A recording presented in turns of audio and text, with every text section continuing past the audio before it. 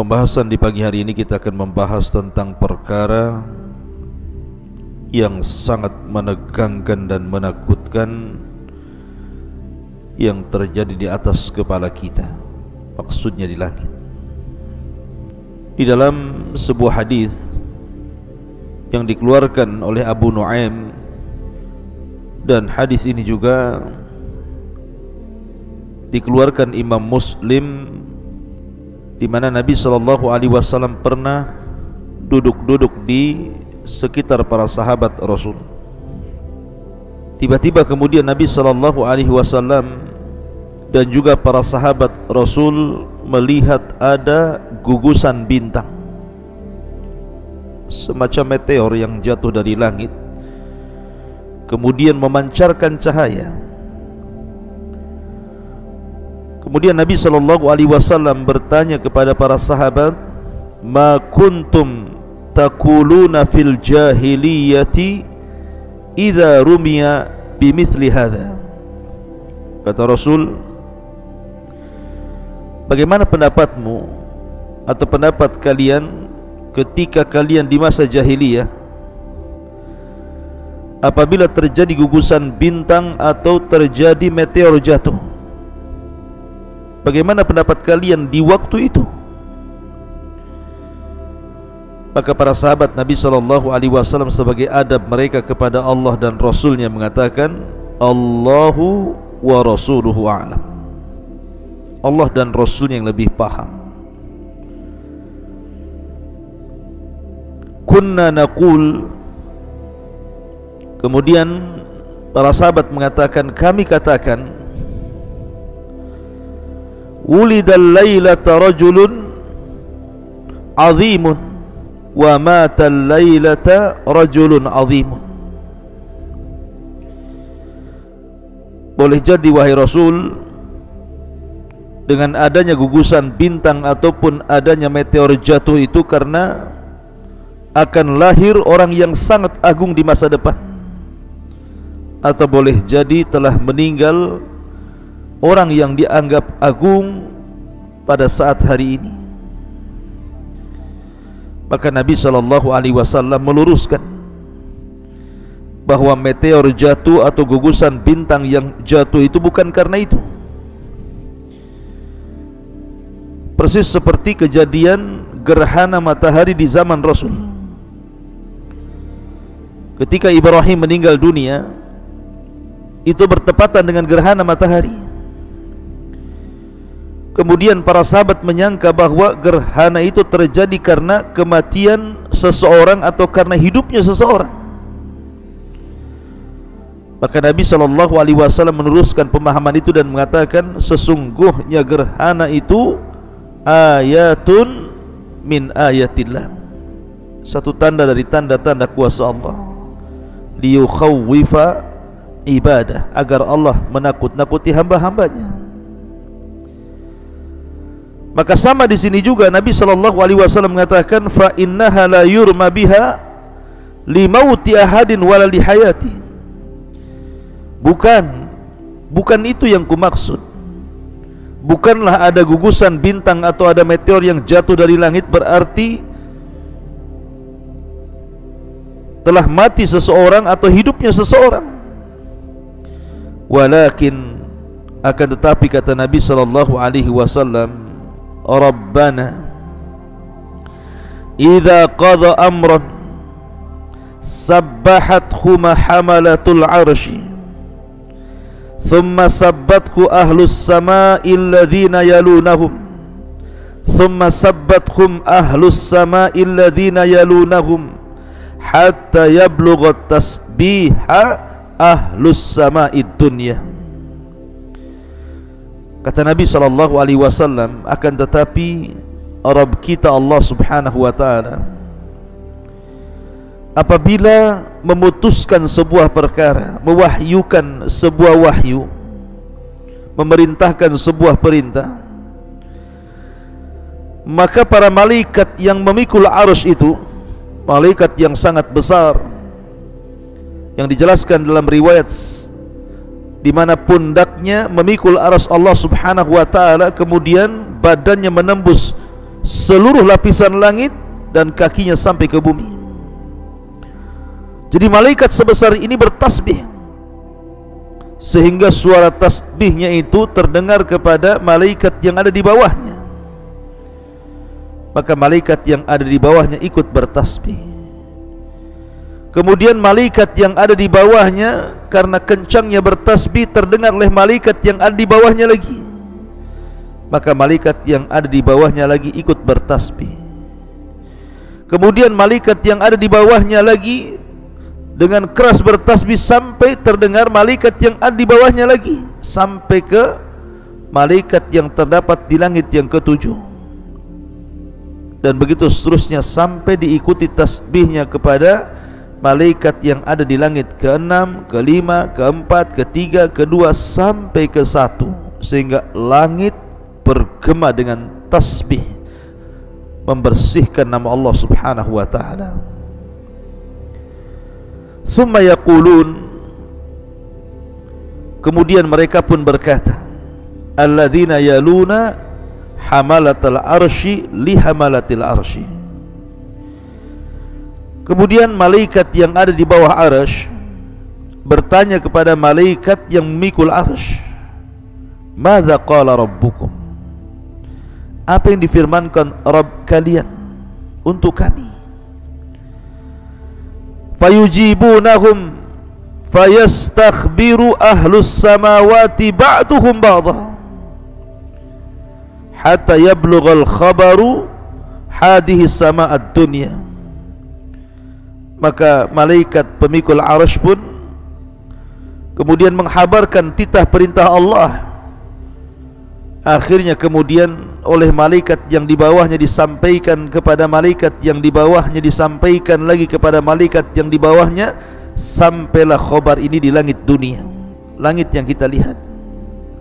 Maka malaikat pun membicarakan putusan Allah Subhanahu wa ta'ala itu. Lah disinilah kisah dimulai. Fatakhtiful jinnus sam'ah fayulqunahu ila awliyaihim fama ja'u bihi ala wajhihi fahuwa sahihun walakinnahum yufarrikuna fihi wa yaziduna faturma syayatin bin nujum. Ketika para malaikat berbincang-bincang soal perintah Allah itu, maka jin-jin yang berusaha naik ke langit, mereka punya pos-pos, punya tempat-tempat yang duduk mendengarkan dan mencuri kabar dari malaikat.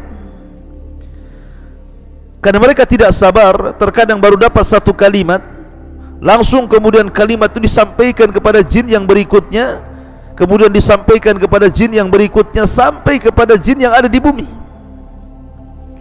Maka jin yang ada di bumi ini telah membawa kabar yang benar, akan tetapi telah mencampur adukkan dengan kedustaan, menambah dan mengurang. Akhirnya kalimat itulah yang diperjualbelikan oleh jin kepada paranormal, kepada para dukun, para bomo dan yang semacamnya. Ma'asyiral muslimin yang dimuliakan Allah Subhanahu wa ta'ala, hadis ini kalau boleh saya ringkas ceritanya. Ketika Allah Subhanahu wa ta'ala hendak berfirman kepada para malaikat, kita tahu bahwa malaikat yang berhak, yang ditugaskan menerima wahyu adalah malaikat Jibril. Jadi malaikat Jibril ini, dia satu-satunya malaikat yang memang ditugaskan oleh Allah untuk mendapatkan wahyu pertama kali sebelum malaikat yang lainnya. Dan ketika Allah Subhanahu wa ta'ala hendak berfirman,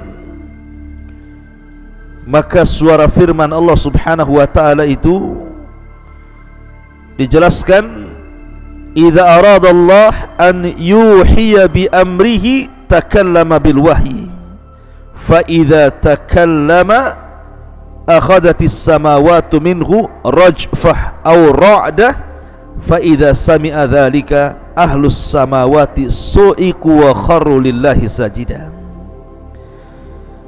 Jadi apabila Allah Subhanahu wa taala hendak mewahyukan sesuatu, menurunkan wahyu,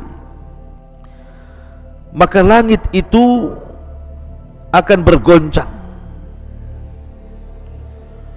Kenapa demikian? Karena takutnya malaikat yang ada di langit itu kepada Allah Subhanahu wa taala. Maka mereka mengepakkan sayapnya karena takut luar biasa sehingga menggetarkan langit. Maka apabila penduduk langit kemudian mendengar firman Allah Subhanahu wa taala, maka mereka mendengar seperti suara gemerincing besi yang dipukul-pukul di atas batu, dan itu menjadikan mereka pingsan. Kemudian mereka pun tersungkur sujud. Maka yang pertama kali siuman dan mengangkat kepalanya adalah Jibril. Maka Allah Subhanahu wa taala hanya bicara dengan Jibril saja, karena yang lain siut, yang lain pingsan dalam posisi mereka sujud. Maka Jibril yang pertama kali siuman dan mengangkat kepalanya, sehingga Allah Subhanahu wa taala kemudian berbicara dengan Jibril dan mewahyukan apa yang akan berlaku untuk disampaikan kepada tugas-tugas masing para malaikat. Akhirnya kemudian setelah Allah Subhanahu wa taala selesai, maka Jibril pun kemudian mulai mendatangi para malaikat, dari mulai malaikat pemikul arsy, sampaikan tugas-tugas itu. Kemudian malaikat yang di bawahnya bertanya kepada malaikat pemikul arsy apa yang difirmankan Allah lewat Jibril. Maka Hamalatul Arsy menjawab dan menjelaskan begini dan begitu. Maka malaikat yang di bawahnya ditanya lagi, kemudian dijelaskan sampai akhirnya kabar ini kepada malaikat-malaikat yang ada di langit pertama. Kemudian mereka pun mulai melaksanakan tugas dari Allah Subhanahu wa taala. Hari ini si fulan harus mati, hari ini si fulan harus hidup, hari ini negeri ini harus hancur, hari ini negeri ini harus subur, hari ini ada tsunami, gempa, dan begitu seterusnya. Karena bagaimanapun Allah Subhanahu wa taala itu fi kulli yaumin huwa fi sya'ni, dia memiliki kesibukan untuk menerapkan qada dan qadarnya kepada alam semesta ini, termasuk juga kepada manusia.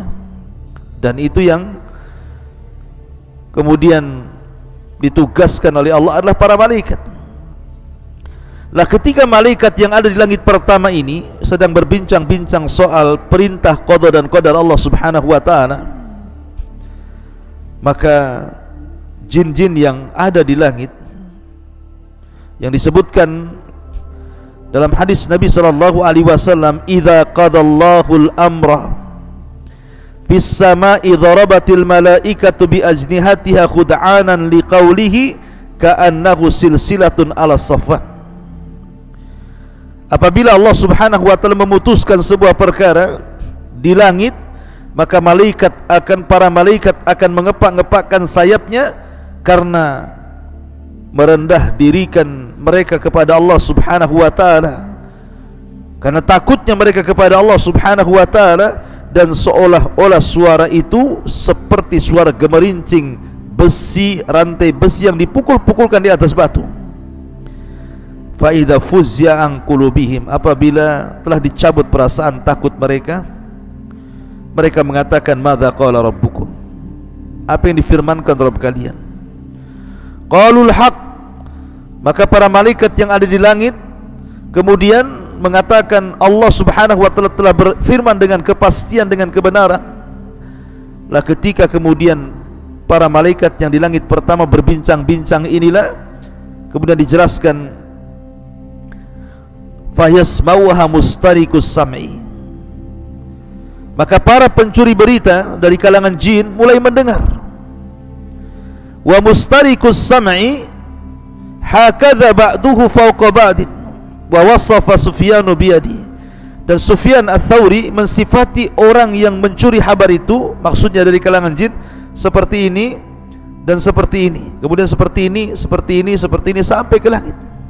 Seperti kalau kita lihat orang panjat pinang, lomba panjat pinang, seperti itulah. Terkadang bisa ribuan jin mulai dari bawah sampai ke pos-pos mereka, tempat mustariqus sam'i itu, tempat pencurian berita dan kabar yang diperbincangkan para malaikat yang merupakan titah perintah Allah Subhanahu wa taala. Kemudian apabila mereka betul-betul berhasil mendengar satu kalimat, maka fayulqiha ila man tahtahu thumma yulqiha ila al-akhar ila man tahtahu hatta yulqiha ala lisani sahir awil kahin.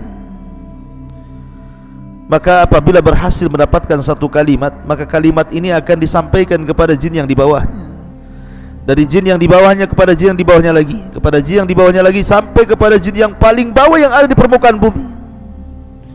Barulah kemudian jin yang ada di permukaan bumi ini, mereka berbisnis dengan kalangan kahin dan sahir, tukang sihir dan juga tukang dukun. Kemudian disitulah terjadi deal-dealan antara paranormal, para dukun, para bomo dengan bangsa jin. Terjadi kerjasama dan bisnis di antara mereka.